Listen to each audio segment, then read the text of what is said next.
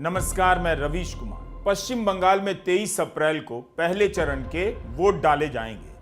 चुनाव शुरू हो चुका है, घमासान दौर में है, रैलियां चल रही हैं, मगर वोटर लिस्ट अभी भी पूरी तरह फाइनल नहीं हुई। এসআইআরে আপনাদের অনেকের নাম কেটেছে। এখানে যারা উপস্থিত আছে কার কার নাম কেটেছে একটু হাত তুলবেন। হ্যাঁ, बंगाल में एक एक कर सप्लीमेंट्री वोटर लिस्ट आती रही और लोगों को पता चलता रहा कि उनका नाम है या नहीं। कई दिनों से अखबारों में एसआईआर को लेकर इतनी खबरें छप रही हैं। हमने सोचा कि उनमें से कुछ खबरों को जमा करते हैं और आपके लिए एक वीडियो बनाते हैं। देखते हैं कि चुनाव के बीच बंगाल का वोटर किस तरह की परेशानियों और सवालों का सामना कर रहा है। एसआईआर को लेकर ममता बनर्जी किस तरह के आरोप लगा रही हैं और प्रधानमंत्री मोदी क्या आरोप लगा रहे हैं। चुनाव आयोग को लेकर किस तरह के सवाल उठाए जा रहे हैं। हमने इसके लिए अखबारों में पहले से छप चुकी रिपोर्ट का ही सहारा लिया है, यानी ऐसी खबरें जो चुनाव आयोग के संज्ञान में पहले से रही होंगी। चुनाव आयोग को प्रतिक्रिया देने का भरपूर मौका मिला होगा। इन्हीं खबरों को पलटते हुए पता चला कि कोलकाता के बाहर जोका में Shyama Prasad Mukherjee national institute of water sanitation संस्थान है। यह केंद्र सरकार का संस्थान है। यहां पर 19 एपेलेट ट्रिब्यूनल बनाए गए हैं। 21 मार्च को सुप्रीम कोर्ट ने इनकी स्थापना के आदेश दिए, यानी कितना कम समय मिला होगा एपेलेट ट्रिब्यूनल के गठन को। 2 अप्रैल को वीडियो कॉन्फ्रेंसिंग के जरिए इनकी ट्रेनिंग हुई कि कैसे शिकायतों का निपटारा करना है। इसके लिए अलग अलग राज्यों से हाईकोर्ट के रिटायर्ड जजों को बुलाया गया। जजों ने इस बात की भी शिकायत की कि इस काम के लिए न तो स्टैंडर्ड ऑपरेटिंग प्रक्रिया तय हुई है और न इंफ्रास्ट्रक्चर ठीक ठाक है। कुछ जज तो चुनाव आयोग के जवाब से इतना निराश हुए कि मीटिंग से उठकर चले गए। 1 अप्रैल को सुप्रीम कोर्ट में चुनाव आयोग के वकील ने कहा कि 2 अप्रैल से ट्रिब्यूनल की शुरुआत हो जाएगी। और जब टाइम्स ऑफ इंडिया ने बंगाल के मुख्य निर्वाचन अधिकारी मनोज अग्रवाल से पूछा तो उनका जवाब था, कैसे? अभी तो टेबल कुर्सी जैसी बेसिक इंफ्रास्ट्रक्चर का भी इंतजाम बाकी है। क्या जज जमीन पर बैठेंगे? मैं नहीं कह सकता कब से ट्रिब्यूनल काम करना शुरू करेगा। यह सब खबरें छपी हैं और हम वहीं से बता रहे हैं। यह भी खबर छप चुकी है कि सुप्रीम कोर्ट की जस्टिस बीवी नागरत्ना ने हाल ही में कहा कि चुनाव आयोग, सीएजी और वित्तीय संस्थाओं को राजनीतिक प्रभाव से मुक्त रहना चाहिए। उनका स्वतंत्र रहना लोकतंत्र के लिए बहुत जरूरी है। संवैधानिक पतन अचानक शुरू नहीं होता, तब शुरू होता है जब संस्थागत ढांचा धीरे धीरे खोखला होने लगता है। तो 19 एपेलेट ट्रिब्यूनल के पास काम बहुत ज्यादा हो सकता है, समय बेहद कम है। 6 अप्रैल को सुप्रीम कोर्ट ने भी कह दिया कि हम एपेलेट ट्रिब्यूनल पर दबाव नहीं डाल सकते कि कब तक फैसला देना है। ट्रिब्यूनल सुनवाई करता रहेगा, लेकिन इस वक्त लिस्ट को फ्रीज करने की जरूरत है। एक लेयर की सुनवाई तो हो ही गई है। कोर्ट ने कहा कि एपेलेट की सुनवाई में महीना 2 महीना लग सकता है। इसका मतलब क्या हुआ? यही कि जिनके नाम कटेंगे उनमें से बहुतों को वोट देने का मौका नहीं मिलेगा, क्योंकि उनकी अपील पर फैसला वोट देने से पहले नहीं आ पाएगा। किसी भी वोटर के लिए यह बहुत बड़ा झटका है। ममता बनर्जी के वकील श्याम दीवान ने कहा कि 20 लाख लोगों के नाम कट सकते हैं। इनके वोट देने के अधिकार को न्यायिक संरक्षण मिलना चाहिए। 7 लाख लोगों ने अभी ही अपील फाइल कर दी है। कई लाख अपील फाइल की जानी है, लेकिन सुप्रीम कोर्ट ने राहत नहीं दी। सुप्रीम कोर्ट के chief justice Suryakant, justice J Bagchi और जस्टिस विपिन पंचोली की बेंच इस मामले की सुनवाई कर रही है। हमने कई सारे अखबारों की रिपोर्ट देखी, कई सारी खबरें देखी कि लोगों को ट्रिब्यूनल की प्रक्रिया को लेकर कितना कंफ्यूजन है। लोग जिलाधिकारी के पास जा रहे हैं पूछने कि उनका नाम डिलीट होगा तब क्या करना होगा। कई लोगों ने कहा कि उन्हें जवाब भी नहीं मिल रहा है। বিহার থেকে নাম এনে ঢোকাচ্ছে, রাজস্থান থেকে নাম এনে ঢোকাচ্ছে, হরিয়ানা থেকে নাম এনে ঢোকাচ্ছে, উত্তরপ্রদেশ থেকে নাম এনে ঢোকাচ্ছে। বিহারে যেভাবে রেলে করে নিয়ে এসে ভোট দিয়েছিল সেই রকম এরা এইরকম ভাবে বাংলাতেও ট্রেনে করে নিয়ে এসে খড়গপুর থেকে খড়গপুরে ভোট দেওয়া হবে, আসানসোল থেকে আসানসোলে ভোট দেওয়া হবে। সারা জেলায় বাংলাকে বাদ দিয়ে, বাংলার মানুষকে বাদ দিয়ে ডাবল ইঞ্জিন সরকার আপনাদের ভোট দখল করবে। ममता बनर्जी एक दूसरी तरह की घुसपैठ की बात करने लगी हैं। तृणमूल कांग्रेस ने कई सारे उदाहरण दिए हैं कि किसी वोटर का एपिक नंबर बिहार में भी मैच कर जा रहा है, दूसरे राज्यों में भी। प्रधानमंत्री मोदी इसे बांग्लादेश से जोड़ रहे हैं, घुसपैठ से जोड़ रहे हैं। बिहार में भी घुसपैठ का भूत खड़ा किया गया, लेकिन चुनाव आयोग एक भी घुसपैठ साबित नहीं कर पाया। चुनाव आयोग ने अपनी तरफ से आधिकारिक रूप से कोई संख्या नहीं बताई। बंगाल में हर चुनाव में घुसपैठ आता है, लेकिन अभी तक एसआईआर के जरिए कितने घुसपैठियों का पता चला है साफ नहीं। मगर प्रधानमंत्री मोदी ने आरोप लगाना शुरू कर दिया है। भाइयों बहनों, बंगाल में टीएमसी सरकार घुसपैठियों के बचाव में लगी है, इसलिए ये तृणमूल वाले एसआईआर का विरोध कर रहे हैं ताकि घुसपैठियों की पहचान न हो सके। उल्टा टीएमसी सीएए को रद्द करने की धमकी दे रही है, यानी जिन शरणार्थी हिंदुओं को नागरिकता मिली है, ये उनकी नागरिकता छीनेंगे। और वो नागरिकता ये किसको देंगे? अवैध घुसपैठियों को, क्योंकि इन घुसपैठियों को टीएमसी अपना वोट बैंक मानती है। एसआईआर की पहली प्रक्रिया में 63 लाख लोगों के नाम कट चुके थे। 60 लाख लोगों के नाम अलग अलग कारणों से लिस्ट में नहीं आ सके, जिन्हें लॉजिकल डिस्क्रिपेंसी, तार्किक विसंगति कहा गया। इनकी सुनवाई के लिए 700 से लेकर 900 न्यायिक अधिकारी लगाए गए। बंगाल के अलावा ओडिशा, झारखंड से बुलाए गए। बार एंड बेंच ने हिसाब किया है कि हर दिन 1,92,000 मामले निपटाए गए हैं। अगर अधिकारी हर दिन 12 घंटे काम कर रहे हैं, तब हर घंटे 18 वोटर के केस पर निर्णय हो रहा है। अगर इन न्यायिक अधिकारियों ने सही फैसला दिया है, उसमें कोई चूक नहीं हुई है, तो वाकई ये काबिले तारीफ है कि इतने कम समय में इतना बड़ा काम हो गया। मगर सवाल बहुत उठ रहे हैं। 7 अप्रैल को इसकी प्रक्रिया खत्म हो जाएगी, 9 अप्रैल को फाइनल लिस्ट जारी होगी। 48 घंटे से भी कम समय में 23 से 25 लाख शिकायतों का निपटारा करना पड़ सकता है। जिस दर से सप्लीमेंट्री लिस्ट में नाम कट रहे हैं, उसी के आधार पर अनुमान लगाया जा रहा है कि 23 से 25 लाख लोगों के नाम फाइनल लिस्ट से बाहर हो सकते हैं। 23 अप्रैल को पहले चरण का मतदान है। इतने लोगों की अपील पर क्या 2 दिनों में सुनवाई हो जाएगी? एसआईआर को लेकर इस समय सबसे बड़ा सवाल यही है। सुप्रीम कोर्ट ने कहा है कि 7 अप्रैल को सप्लीमेंट्री लिस्ट में जिनके नाम नहीं होंगे, वे अपीलेट ट्रिब्यूनल में अपील कर सकेंगे। 24 फरवरी से 4 अप्रैल के बीच इस ट्रिब्यूनल ने 54 लाख से अधिक का निपटारा किया है। जिनके नाम कटे हैं, सबकी कहानी तो सामने नहीं आई, मगर मीडिया में बहुत सारी कहानियां छपी हैं। भारत के संविधान पर रेखा चित्र बनाने वाले महान कलाकार नंदलाल बोस के पोते का भी नाम नहीं आया। पलासी की लड़ाई में सिराजुद्दौला के सेनापति नवाब मीर जाफर के 346 वंशजों का नाम कट गया। कोलकाता हाईकोर्ट के पूर्व जज शाहिदुल्ला मुंशी का भी नाम कट गया। ऐसी बहुत सी खबरें छपी हैं। कांग्रेस पार्टी के उम्मीदवार मेहताब शेख का ही नाम लिस्ट में नहीं था। सुप्रीम कोर्ट जाना पड़ा। कोर्ट ने अपीलेट ट्रिब्यूनल के पास भेजा। ट्रिब्यूनल ने मेहताब शेख का नाम वोटर लिस्ट में जोड़ दिया है। इसे पहला केस बताया जा रहा है ट्रिब्यूनल का। सवाल है कि क्या ट्रिब्यूनल 23 से 25 लाख लोगों की शिकायतों का फैसला 48 घंटे में कर पाएगा? बीच चुनाव में लाखों की संख्या में लोग इस चिंता में डूबे होंगे कि उनका नाम वोटर लिस्ट में आ रहा है या नहीं आ रहा है। 3 अप्रैल को ऑल्ट न्यूज ने एक खोजी रिपोर्ट की। अंकित जैन की यह रिपोर्ट एक्स पर काफी वायरल है। आज 6 अप्रैल है। चुनाव आयोग ने इस रिपोर्ट पर कुछ कहा नहीं, कहना चाहिए था। इस रिपोर्ट में बेहद गंभीर सवाल उठाए गए हैं। अंकित जैन ने अपनी रिपोर्ट में बताया है कि चुनाव आयोग वोटर लिस्ट इस तरह से जारी करता है जिसे मशीन के जरिए नहीं पढ़ा जा सकता। वोटर लिस्ट का फोटो ही दिया गया है। फोटो होने के कारण आप नाम सर्च नहीं कर सकते, डिटेल मैच नहीं कर सकते।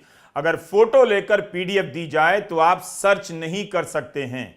चुनाव एकदम सर पर है, समय कम है। क्या चुनाव आयोग को अपना डेटा इस तरह से जारी नहीं करना चाहिए था कि कोई भी कम से कम समय में इसकी जांच कर सके? राजनीतिक दल के अलावा आम लोग भी वोटर लिस्ट को आसानी से एक्सेस नहीं कर सकते हैं। यह सवाल ऑल्ट न्यूज ने उठाया है। आप याद कीजिए, वोट चोरी की प्रेस कॉन्फ्रेंस के दौरान राहुल गांधी बार बार दिखाया करते थे कि इतने दस्तावेजों का प्रिंट आउट लेना पड़ा, फिजिकली पढ़ना पड़ा, इसलिए समय बहुत ज्यादा लग रहा है।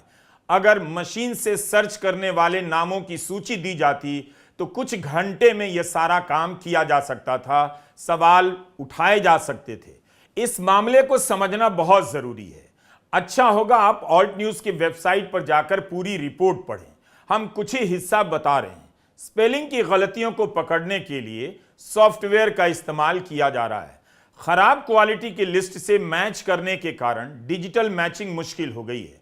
लोग अपनी एंट्री ढूंढ नहीं पा रहे, मशीन सर्च नहीं कर पा रहा, मैच नहीं कर पा रहा और वोटर का नाम कट जा रहा है। तार्किक विसंगति की सूची में डाल दिया जा रहा है और वहां से भी बाहर होने का खतरा मंडराने लग जाता है।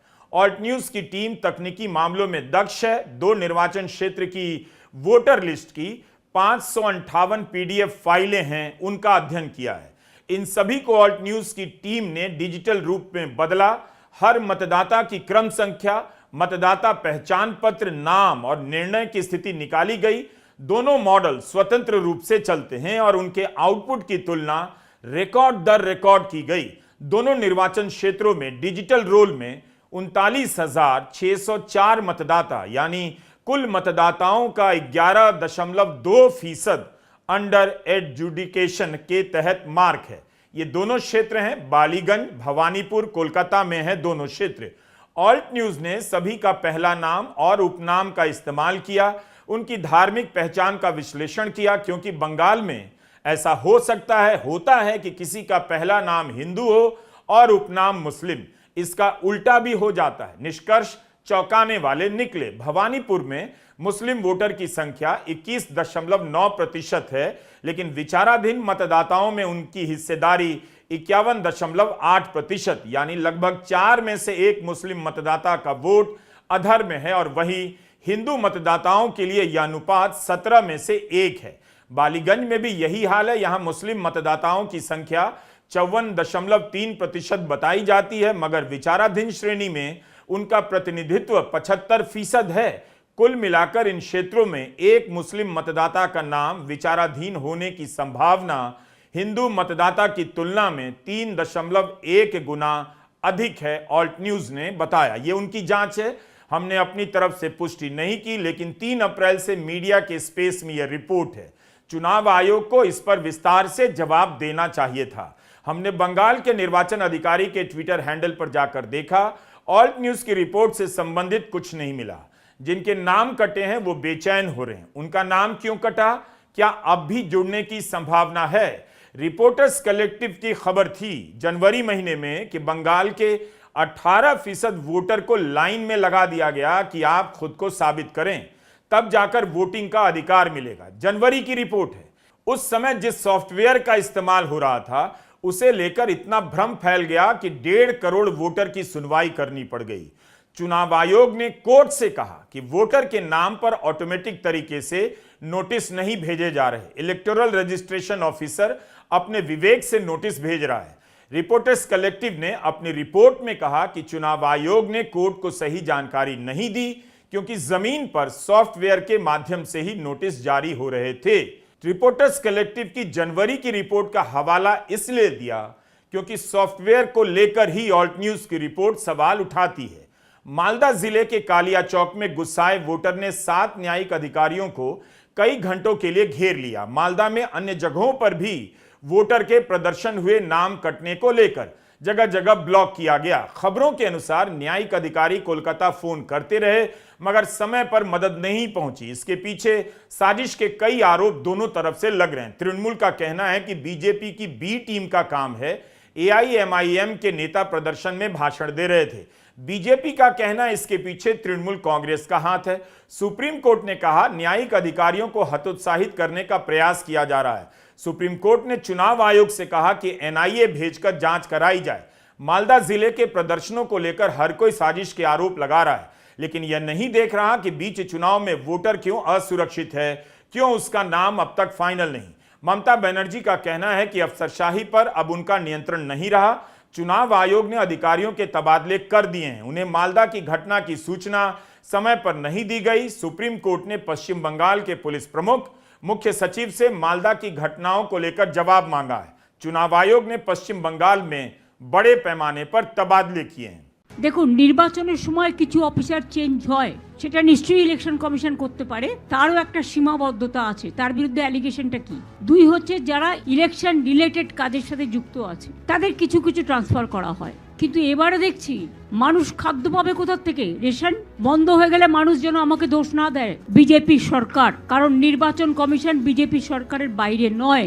देखिए, देश भर में जहां जहां चुनाव होता है, जिन अधिकारियों के कामकाज पर सवाल उठे हुए हैं, चुनाव आयोग उसके ट्रांसफर पोस्टिंग में दखल देता है। वो पूरे देश भर में हो। बंगाल में इसलिए ज्यादा दिखता है कि यहाँ सारे अधिकारी ही एक प्रकार से इनकी कैडर बन गए, तो यहाँ कुछ ज्यादा दिखाई पड़ता है। परंतु ममता बनर्जी जी अगर ये सोचती है कि विक्टिम कार्ड खेलकर हम सिंपैथी प्राप्त करेंगे, तो आपको कॉन्क्रीट मुद्दों का जवाब देना पड़ेगा और इससे बच नहीं पाओ। क्या अमित शाह की बात पूरी तरह सही है? आंकड़े कुछ और कहते हैं।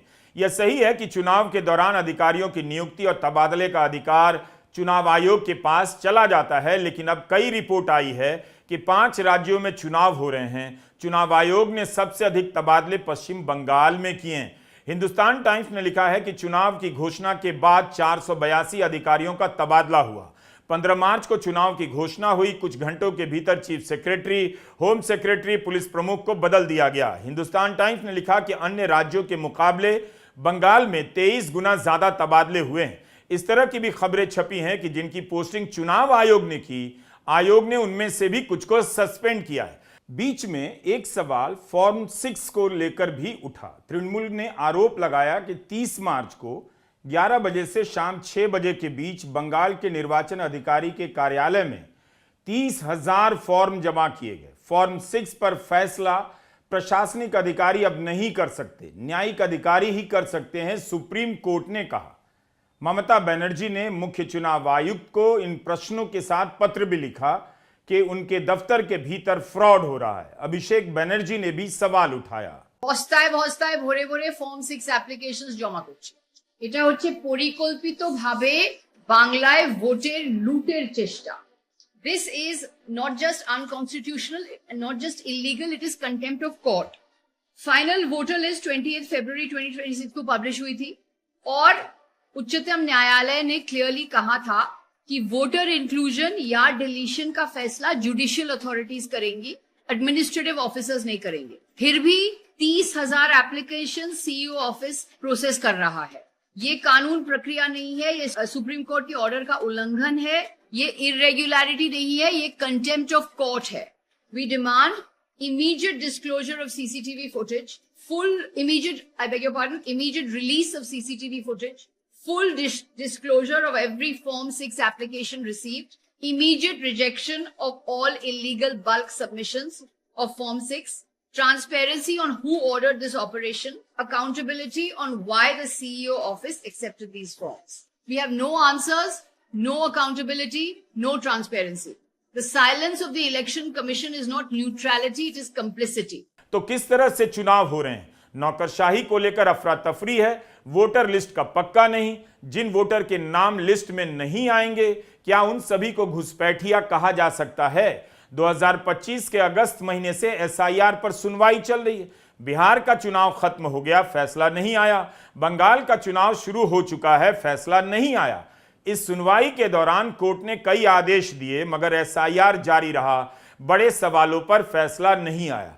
क्या इस दौरान सुप्रीम कोर्ट को अपना फैसला नहीं देना था? जनवरी महीने में चुनाव आयोग ने सुप्रीम कोर्ट से कहा, हमारी ड्यूटी है कोई विदेशी नागरिक मतदाता सूची में ना हो। चुनाव आयोग ने बांग्लादेशी घुसपैठिए का उदाहरण नहीं दिया।